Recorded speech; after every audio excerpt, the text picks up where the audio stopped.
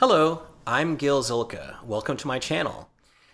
This video is taken from my larger video discussing the major symphonies, which is a follow-up to my previous video on the major symphonies. This one is covering the second grouping of symphonies. And if you enjoy this, I hope you'll take time to look at that larger video. Just know that you can click through it. It's divided into chapters to check out whichever symphony you're interested in. So I hope you enjoy it. Now let's move forward in time to Haydn's Paris symphonies. These are the 6 symphonies he wrote when he was visiting the Count d'Osny in Paris, and this was a big opportunity for Haydn. He had spent pretty much most of his compositional life with Prince Esterhazy as a court composer, and so the Paris symphonies show him kind of showing his stuff to a larger audience, and also getting the benefit of the Paris orchestra, so that allowed him to write a little bit more large-scale works. And so these 6 symphonies, they're numbered 82 through 87. They also tend to be a little bit more, I would say, dance-like. Maybe that's what he was going for with the Paris audience. Number 82 is nicknamed the Bear, because there's a droning sound in the final movement that reminded people of the music they played for the dancing bears in the Paris street fairs.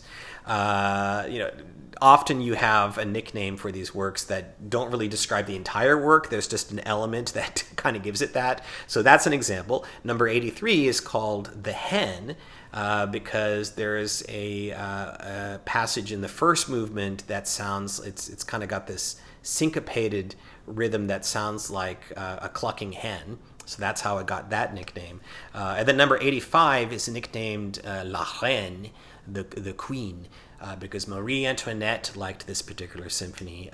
And it is a little bit more kind of elegant. There is a movement, I think it's the second movement, that is based on a French nursery rhyme. So that's how they got that nickname.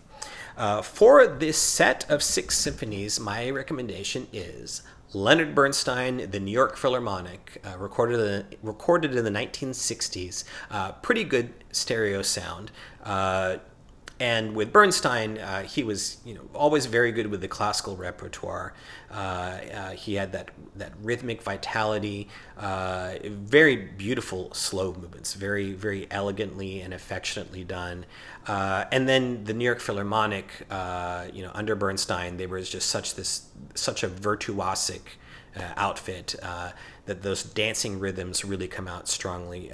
So it's consistently exciting and fresh and immaculately played. So you can't go wrong with this set.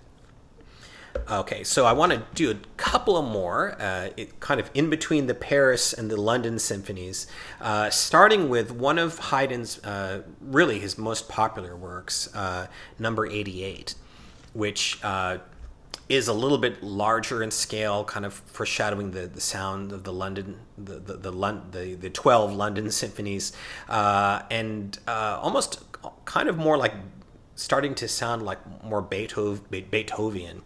And maybe appropriately enough, then, my choice for this one is Wilhelm Furtwängler with the Berlin Philharmonic, recorded in 1951. It is mono, but this is really good mono. Like the Schubert Ninth with which it's paired on this CD. It's some of the best recording quality that Furtwängler ever got. And the thing about Furtwängler in this work is there's that sense of spontaneity. The music is never stale. It's got this wonderful movement to it. So, for example, the final movement, which is this it's almost like a kind of a dancing jig. It's really fresh and exciting.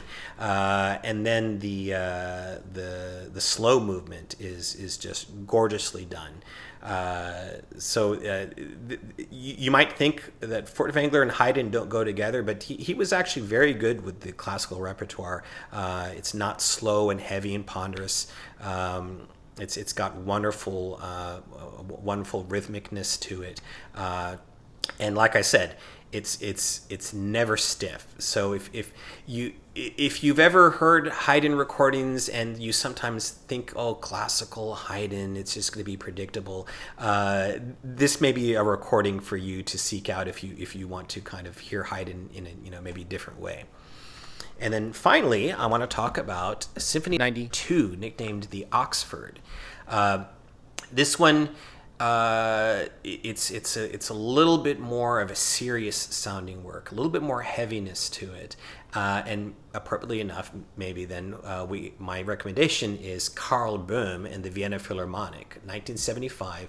Very good recording quality, the lush, beautiful sound of the Vienna Philharmonic, and he brings that mixture of power and beauty.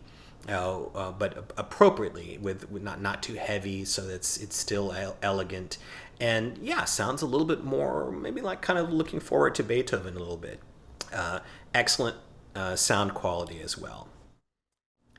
Thanks for watching. I hope you enjoyed this video, and if you did, I hope you'll also take time to click the like and subscribe buttons. And with that, I want to wish you all a great day and happy listening.